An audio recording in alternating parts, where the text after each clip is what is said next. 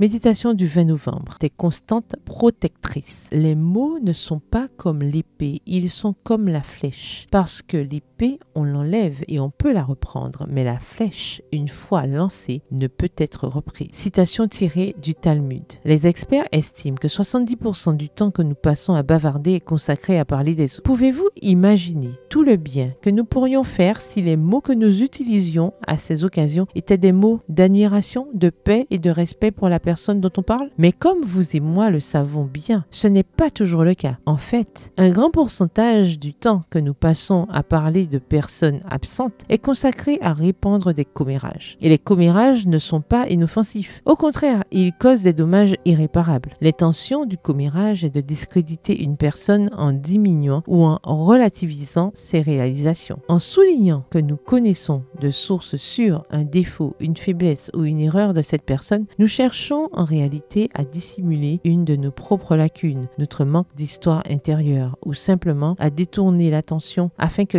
quelqu'un dont l'opinion compte pour nous ne se rende pas compte que nous aussi nous laissons à désirer. Derrière l'acte de commérage se cache souvent le désir de combler un vide intérieur. Nous nous trompons nous-mêmes car notre vide ne peut être comblé que par Dieu. Si nous avons quelque chose à dire, c'est à lui que nous devons le dire. Celui qui répand la calomnie est un insensé, dit Proverbe 10, verset 18. Ou dans la Bible, version Nouveau Français courant, répandre une calomnie est stupide. Appelons donc un chat un chat. Lorsque nous faisons des commérages, nous montrons que nous sommes stupides et brutes. Et cela vaut aussi bien pour celui qui écoute que pour celui qui parle. Idiote et brute. Est-ce là ce que vous voulez être? Si au contraire, vous voulez être sage, travaillez sur vos vides. Remplissez votre vie quotidienne de contenu, d'objectifs, d'aspirations intérieures et de projets pour faire du bien aux autres par des actes de vérité, au lieu de leur faire du mal par des paroles mensongères. Construisez votre propre histoire afin de ne pas avoir besoin de vivre sur les histoires des autres en les grossissant et en les répandant. Celui qui répand la calomnie dévoile les secrets, mais celui qui a l'esprit fidèle les cache. Proverbe 11, le verset 13. Voulez-vous être une femme digne de confiance? Gardez le secret, travaillez la discrétion et la prudence veillera sur toi. L'intelligence te gardera. Proverbe 2, le verset 11 de la version Jérusalem. Quand vous n'avez rien à dire, ne dites rien. Il vaut mieux être maîtresse de son silence qu'esclave de ses paroles. Le verset du jour se trouve dans Proverbe 2, le verset 11 de la version Jérusalem. La prudence veillera sur toi. L'intelligence te gardera. Bonne journée, que l'Éternel vous bénisse.